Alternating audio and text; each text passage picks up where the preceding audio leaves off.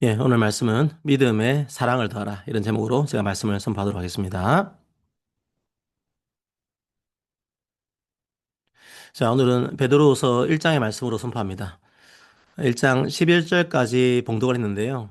이 본문으로 설교를 하면 참 여러 번 설교할 수 있겠다. 이런 생각이 들었습니다. 그 한 절에 한 주 설교, 그것도 가능하지 않을까? 그런 생각 듭니다. 그만큼 깊이가 있는 성경입니다. 보통 베드로를 무식한 어부 정도로 생각하죠. 네, 그런데 베드로전서와 후서를 읽어보면 그런 생각이 싹 사라질 겁니다. 그 사용한 어휘가 얼마나 탁월한지 모릅니다. 내용도 굉장히 체계적이고 논리적이죠. 베드로 사도가 이 정도였어? 그런 생각이 드는 성경입니다. 한 절을 읽을 때마다 보물들이 튀어나옵니다. 예, 그 모든 보물 같은 구절들을 나누기에는 시간의 한계가 있습니다. 몇 가지의 보물만 이 시간에 함께 나누도록 하겠습니다. 제가 받았던 은혜와 동일한 은혜가 성도 여러분들에게도 가득하기를 축복합니다. 베드로전서는 이 고단한 세상에서 어떻게 믿는 사람답게 살아갈 것인가 그 부분들을 주로 다루는 성경이죠. 그런데 베드로서는 그 반대입니다. 세상 속에서 어떻게 살 것인가 이게 아닙니다. 교회 속에 세상의 가치관이 들어온 거죠. 교회에 오긴 왔는데 여기가 교회인지 세상인지 구분이 안 가는 거죠. 어차피 우리는 구원받았다. 그러니까 막 살아도 괜찮다. 이런 생각을 가진 사람들이 그 당시에도 꽤 많았던 것 같습니다. 베드로 후서에서는 그런 가치관을 갖고 성도들을 미혹하는 사람들을 거짓 교사 그렇게 부르고 있습니다. 사실 2000년 전으로 뭐 돌아갈 필요도 없습니다. 우리나라에도 이런 구원파적인 신앙을 가진 분들이 있습니다. 겉으로 보면 우리하고 비슷합니다. 오직 예수를 믿음으로 구원받는다. 오직 은혜로 구원받는다. 이 믿음을 고백하죠. 예, 그건 우리도 마찬가지입니다. 문제는 뭘까요? 예, 구원파적인 믿음은 삶을 얘기하지 않습니다. 교회에 열심히 다니면서 종교 생활은 하는 것 같습니다. 그런데 교회당 바깥에서는 세상 사람보다 더 합니다. 거짓말을 밥 먹듯이 합니다. 하나님을 고백하지만 하나님이 없는 것처럼 삽니다. 하나님의 말씀도 믿지 않습니다. 약하고 힘없는 사람들을 조롱하고 놀립니다. 돈이 없으면 무시합니다. 저주하고 혐오합니다. 이 세상의 가치를 뭐 그대로 따라가는 거죠. 아니요, 세상보다 더 할 때도 있습니다. 구원만 얘기하고 심판은 얘기하지 않습니다. 그렇게 막 삽니다. 야, 그래도 구원은 은혜니까 문제없다. 막 살자. 뭐 그렇게 얘기하는 거죠. 하지만 사실은 그 은혜가 뭔지 모르는 사람입니다. 은혜가 뭔지 안다면 자기 삶을 그렇게 말하지 않습니다. 타인의 삶도 마찬가지죠. 은혜를 아는 사람은 타인의 삶을 함부로 말하지 않습니다. 성도 여러분, 바울이 성도들에게 인사할 때 잘 쓰는 표현이 있죠. 뭘까요? 바로 은혜와 평강이 너희에게 있을지어다. 이런 표현입니다. 그건 베드로도 마찬가지입니다. 은혜와 평강으로 인사를 합니다. 자, 베드로서 1장 2절을 봅시다. 하나님과 우리 주 예수를 알므로 은혜와 평강이 너희에게 더욱 많을지어다. 자, 다시 한번 베드로서 1장 2절을 보시기 바랍니다. 보통 그 초대교회에서는 은혜와 평강이 있기를 원한다. 이렇게 말합니다. 그런데 베드로는 한마디를 덧붙입니다. 하나님과 우리 주 예수를 알므로. 성도 여러분, 베드로는 지금 그 시대의 성도들에게 말합니다. 그리고 오늘날의 성도들에게도 말합니다. 참된 은혜는 어떻게 옵니까? 참된 평화는 어떻게 옵니까? 교회가 권력을 가지면 은혜가 넘치게 됩니까? 교회가 돈이 많아지면 평강이 넘칩니까? 예전에 어떤 큰 교회 목사님이 그런 얘기를 하더라고요. 우리 교회 당회원들은 다 판사, 교수, 의사다. 그렇게 당회가 판사, 교수, 의사로 채워지면 은혜가 넘칩니까? 그게 은혜입니까?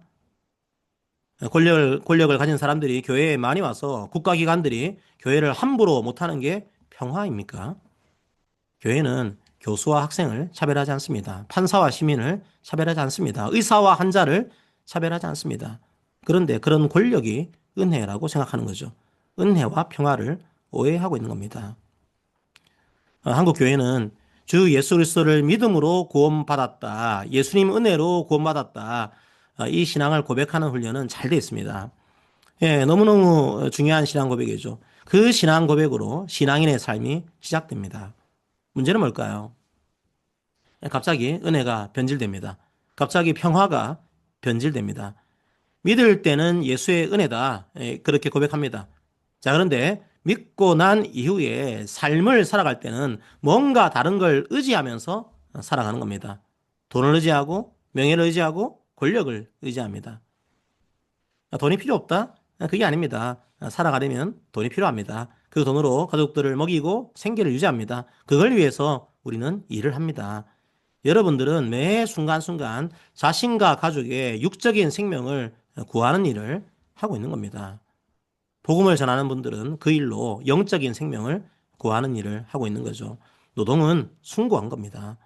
교회에서 하는 일은 가치 있고 교회당 바깥에서 하는 일은 가치 없고 뭐 그런 게 아닙니다. 회사에서 승진하면 어떻습니까? 당연히 기분 좋죠. 정당하게 일해서 그에 대한 경제적인 보상, 정신적인 보상을 받는 것도 좋은 일입니다. 명예로운 일을 하는 것도 필요합니다. 수치스러운 것보다는 명예로운 게 낫지요.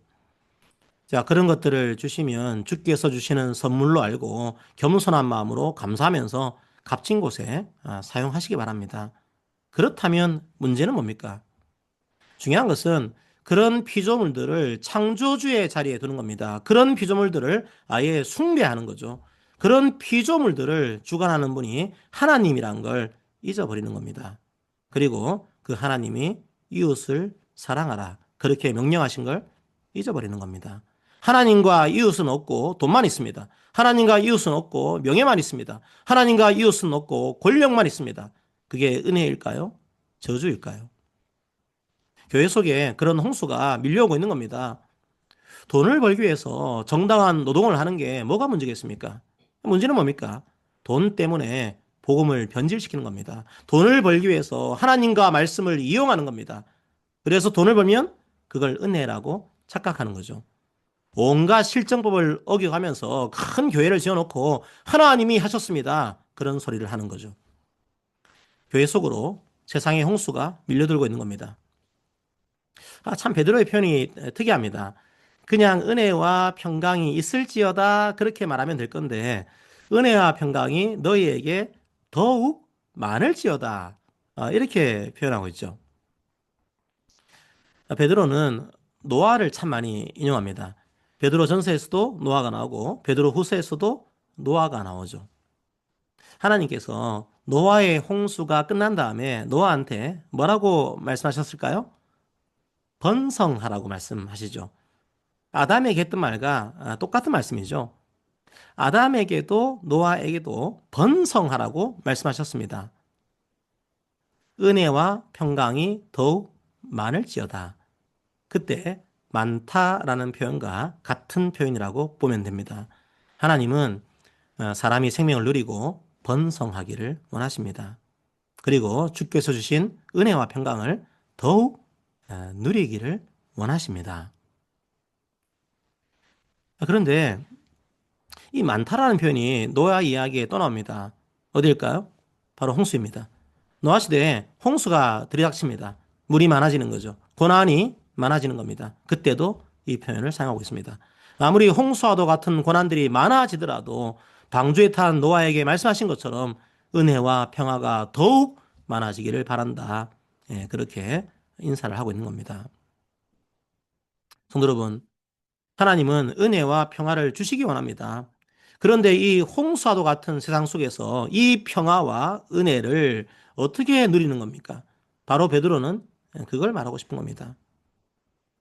단순하게 은혜와 평화가 많기를 바란다. 이렇게만 말하지 않은 겁니다. 어떻게 이런 은혜와 평화를 누릴 수 있는지 그 이유를 다시 생각하라는 겁니다. 자, 은혜로 구원받은 이후에도 마찬가지입니다. 우리가 어떻게 은혜를 더 풍성하게 누릴 수 있습니까? 어떻게 이런 평화를 더 충만하게 경험할 수 있습니까? 우리 주 예수를 알면 알수록 이 은혜와 이 평화를 더욱 풍성하게 누릴 수 있습니다. 성도 여러분, 은혜를 더욱 풍성하게 누리기 원하십니까? 평화를 더욱 충만하게 누리기 원하십니까? 예, 다른 곳에서 그 은혜를 구하지 마시기 바랍니다. 다른 곳에서 그 평화를 구하지 마시기 바랍니다. 다른 곳에서 그 은혜를 구하면 교회가 변질됩니다. 교회가 크면 더 은혜가 있을 텐데, 교회 찬양팀이 더 전문적이면 더 은혜가 있을 텐데, 교회에 유력한 인물들이 많으면 교회의 법적 문제도 해결해주고 더 평화로울 텐데, 이런 생각을 하면 어떨까요? 예, 그건 필요에 따라 주시는 것들입니다. 있어도 되고 없어도 됩니다. 물론 때로는 도움이 될 수도 있습니다. 하지만 은혜하고는 관계가 없습니다. 은혜는 오직 예수를 알 때 옵니다. 자, 왜 그런데 다른 것들로 은혜를 구할까요? 예수님을 잘 모르기 때문이죠. 아닙니다. 저는 예수님을 알고 믿었기 때문에 구원 얻은 겁니다. 그런데 예수님을 모른다뇨. 이렇게 말할 수도 있겠죠. 하지만 한 번 알았다고 끝나는 게 아닙니다. 예수님이 얼마나 크신 분인데요. 계속 예수님을 알아가시기 바랍니다. 그러면 더욱 큰 은혜를 누리게 됩니다. 평생의 은혜요. 평생의 복입니다. 이미 우리가 알고 있는 주 예수를 더욱 알아가시기를 축복합니다. 그때 참된 평화가 임합니다. 그때 참된 은혜가 임합니다. 자, 그런데 예수님이 어떤 분입니까? 어떤 분이길래 예수를 알면 알수록 은혜와 평화가 충만해지는 걸까요? 자, 베드로후서 1장 3절을 읽어봅시다. 그의 신기한 능력으로 생명과 경건에 속한 모든 것을 우리에게 주셨으니 이는 자기의 영광과 덕으로서 우리를 부르신 이를 알므로 말미암음이라. 3절을 보면 참 아름다운 표현들이 많습니다. 하나님이 우리에게 주신 것은 뭡니까? 바로 생명입니다. 바로 경건입니다. 하나님은 우리에게 생명을 주신 겁니다. 하나님은 생명의 하나님입니다. 모든 사람이 그 생명을 누리기 원하십니다.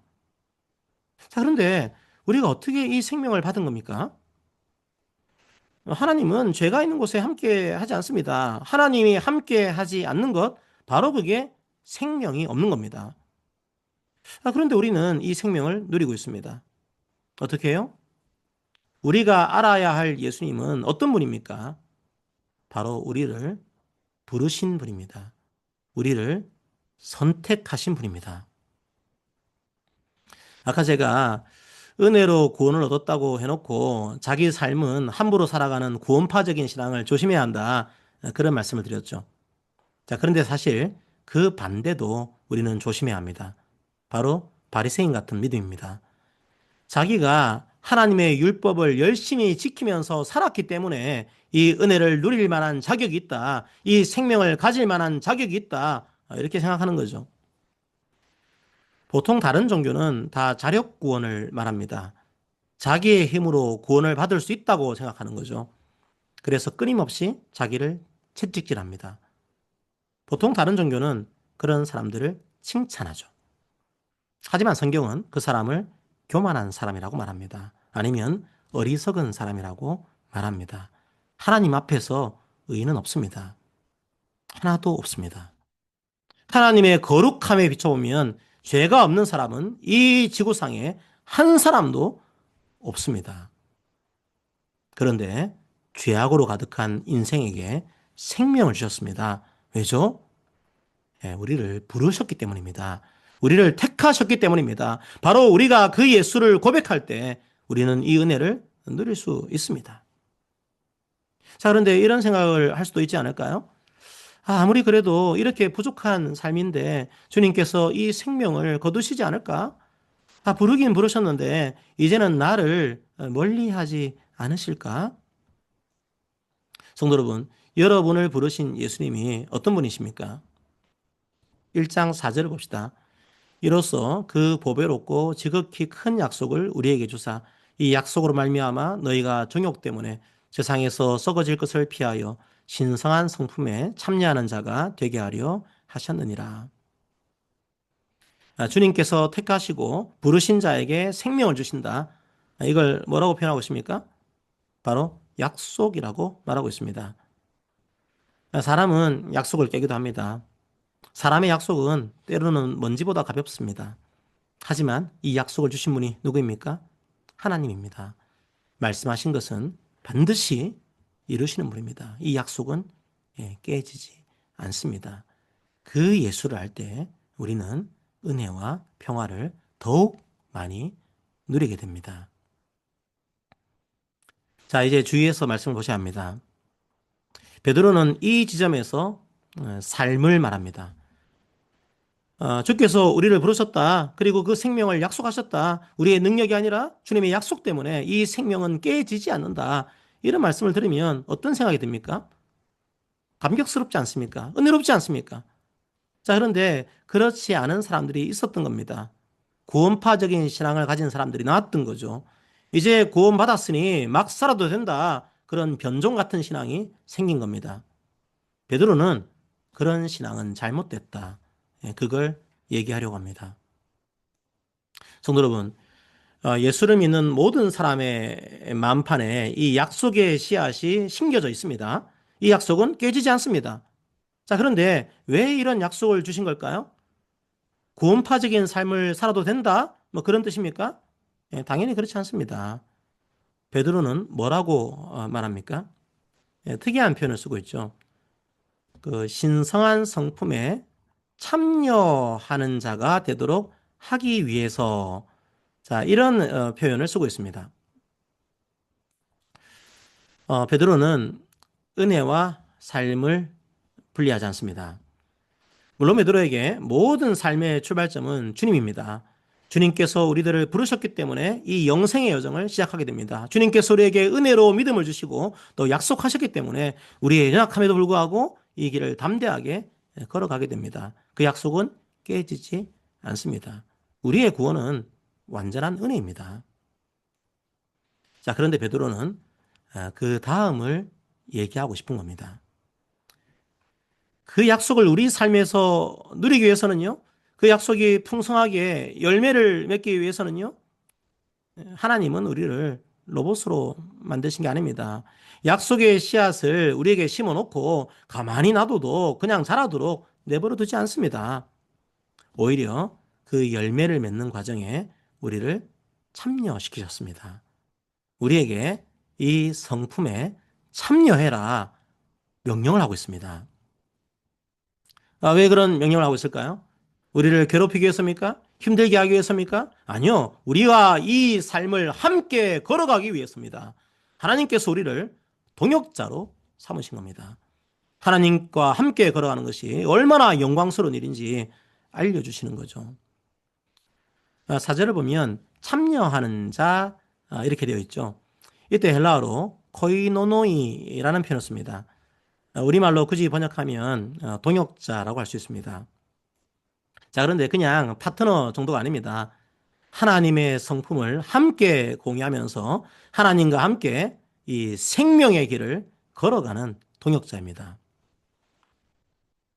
그런데 성품에 참여한다. 이게 좀 이해가 되나요? 우리 글로 번역하면 조금 낯선 표현입니다. 자, 한번 사람을 생각해 봅시다. 제가 어떤 그 막말을 하는 종교인을 본 적이 있습니다. 그런데 그 종교인을 어떤 분이 이렇게 평가를 합니다. 말이 거칠고 행동이 좀 난폭해서 그렇지 사람은 좋아. 드라마 볼 때 비슷한 말 많이 나오죠.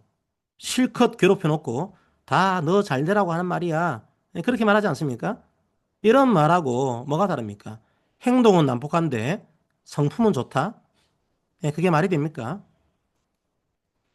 사절에서 말하는 성품을 헬라어로 피시스라고 합니다. 그냥 마음의 상태 뭐 그런 걸 말하는 표현이 아닙니다. 그 사람의 생각, 말, 행동이 성품과 연결되어 있습니다. 즉 말과 행동으로 성품이 표현되는 겁니다. 그걸 헬라어로 피시스, 성품으로 번역한 거죠. 성품은 행함과 떨어져 있는 개념이 아닙니다. 함께 가는 겁니다. 자, 베드로는 이 성품을 구체적으로 어떻게 표현할까요? 자, 5절부터 7절을 다시 읽어봅시다. 그러므로 너희가 더욱 힘써 너희 믿음의 덕을, 덕의 지식을, 지식의 절제를, 절제의 인내를, 인내의 경건을, 경건의 형제의 우애를, 형제의 우애에 사랑을 더하라. 자, 여기서는 하나님의 성품이 뭔지 쭉 나열하고 있습니다. 그 성품이 뭔지 하나하나 살펴보면 참 좋을 것 같은데요. 자, 오늘은 진행하겠습니다. 단지 한두 가지의 교훈을 얻으시면 좋겠습니다. 베드로는 믿음으로 시작해서 사랑으로 마무리하고 있습니다. 즉, 믿음이 출발점입니다. 하나님의 성품에 참여하기 위해서는 먼저 믿어야 합니다. 그 믿음도 우리에게 주신 은혜죠. 하지만 베드로는 그것으로 끝내지 않습니다. 그 믿음에 하나님의 성품들이 더해져야 합니다. 우리의 생각과 말과 행동으로 그 성품을 드러내야 합니다. 그 마지막 클라이맥스가 바로 사랑입니다.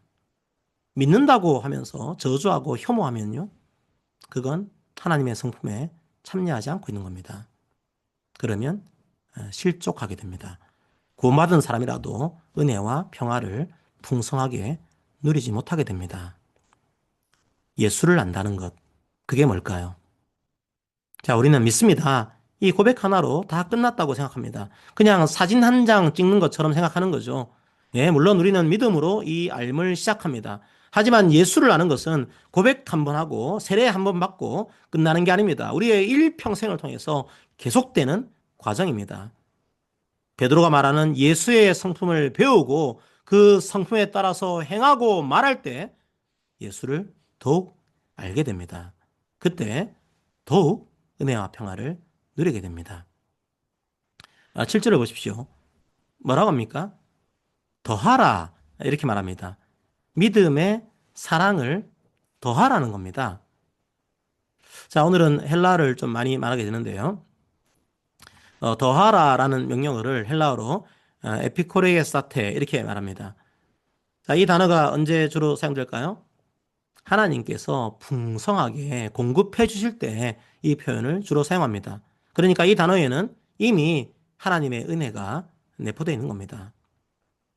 믿음의 사랑을 공급하는 것도 하나님이 주시는 은혜라는 거죠. 하지만 동시에 우리도 힘을 내라는 겁니다. 우리의 노력도 필요하다는 거죠. 우리의 이성으로는 이해할 수 없지만 우리의 노력과 하나님의 은혜가 아름답게 조화를 이루고 있는 겁니다. 자, 그러면 어떻게 될까요? 자, 마지막으로 1장 11절 봅시다. 이같이 하면 우리 주 곧 구주 예수 그리스도의 영원한 나라에 들어감을 넉넉히 너희에게 주시리라. 우리가 믿음의 사랑을 다할 때 주님께서 넉넉하게 우리에게 그 나라를 주실 것입니다. 예, 주신다라고 번역된 헬라어가 에피코레 게세 테타입니다. 믿음의 사랑을 더하라. 그러면 하나님 나라를 넉넉하게 주실 것이다. 우리말로는 다른 단어지만 헬라어로는 같은 표현을 쓰고 있습니다. 신비입니다. 우리가 하나님의 성품에 참여해서 믿음의 사랑을 다할 때 주님께서는 하나님의 나라를 우리에게 넉넉하게 더해 주십니다. 행동은 난폭한데 성품은 좋다? 그건 성경에서 말하는 바가 아닙니다. 믿음은 좋은데 사랑하지 않는다? 그것도 성경이 말하는 바가 아닙니다. 하나님은 행동으로 하나님의 성품을 보여주셨습니다. 우리에게도 그 성품의 동역자가 되기를 원하십니다. 우리의 삶으로 우리의 마음에 새겨진 하나님의 성품을 드러내기를 원하십니다. 바로 그때 예수를 더욱 알게 됩니다.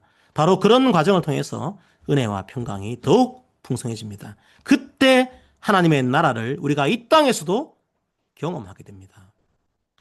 성도 여러분, 성령의 은혜를 의지하면서 예수를 알아갑시다.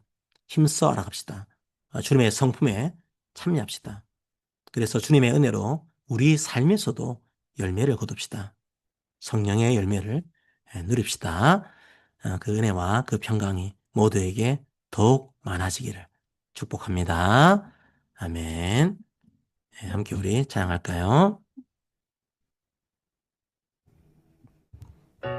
우리가 더욱 주님의 성품을 알고 닮아가기로 합니다. 함께 찬양하겠습니다.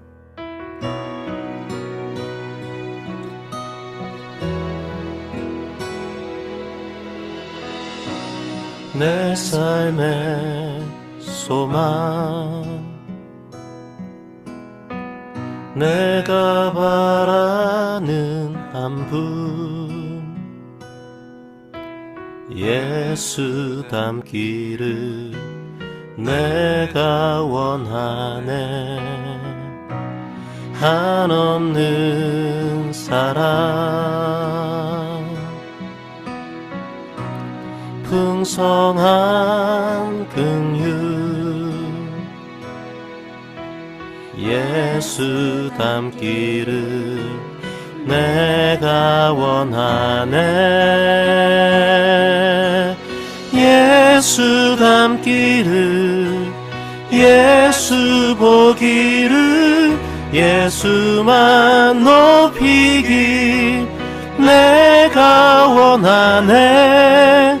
내 평생 소원, 예수 닮기를, 예수만 닮기를 내가 원하네.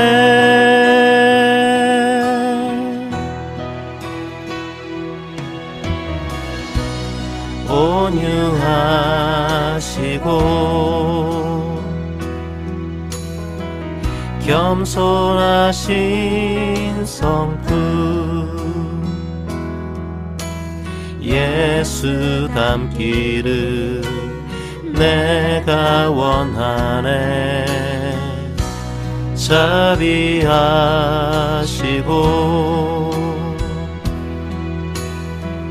위로자 되신 주, 예수 닮기를 내가 원하네.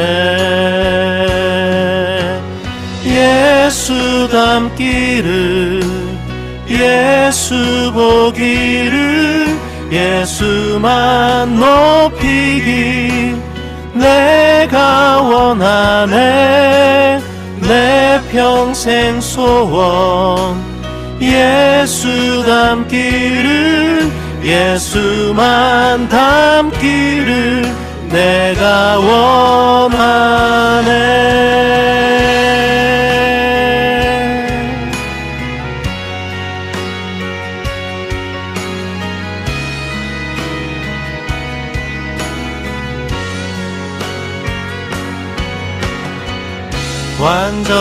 완전하신 예수,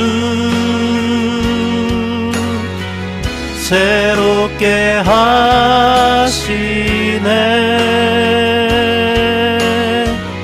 연약한 내 영혼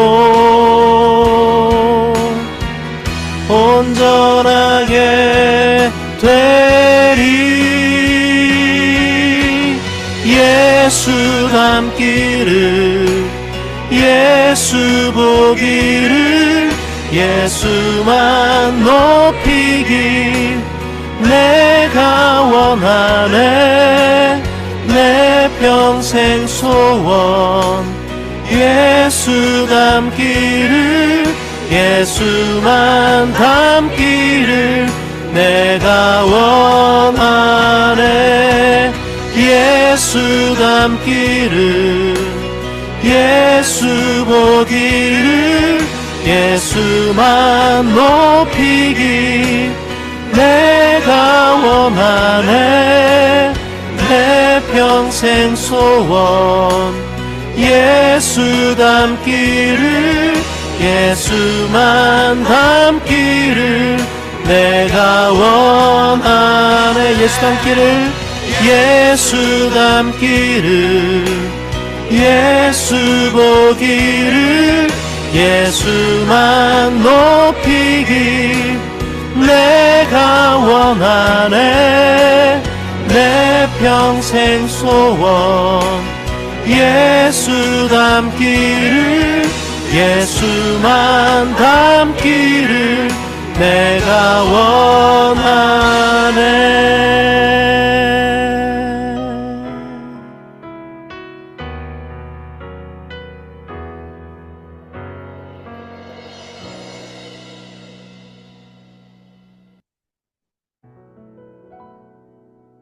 함께 기도합시다. 주님, 때로 삶이 버겁고 힘들 때가 있습니다. 그때마다 다른 것으로 은혜를 얻으려고 했습니다. 다른 것을 의지해서 평강을 찾으려고 했습니다. 하지만 우리 주 예수를 알 때 은혜와 평강이 더욱 넘칩니다. 우리가 주님을 택한 것이 아니라 주님이 우리를 부르시고 택하셨다는 사실을 잊을 때가 있습니다. 주께서 택하신 백성들과 영원히 함께 하신다는 약속을 잊을 때가 있습니다. 주의 부르심과 약속을 우리가 다시금 기억하기 원합니다. 무엇보다 우리가 주님의 성품에 참여하기 원합니다. 그래서 우리가 삶에서 실족하지 않기를 원합니다. 우리의 믿음에 사랑을 더할 수 있도록 힘을 주세요. 그때 하나님의 나라가 우리에게 넉넉히 경험될 것을 믿습니다. 함께 오늘 말씀을 기억하면서 기도하겠습니다. 기도합니다. 예, 서로가 서로에게 권면하도록 하겠습니다.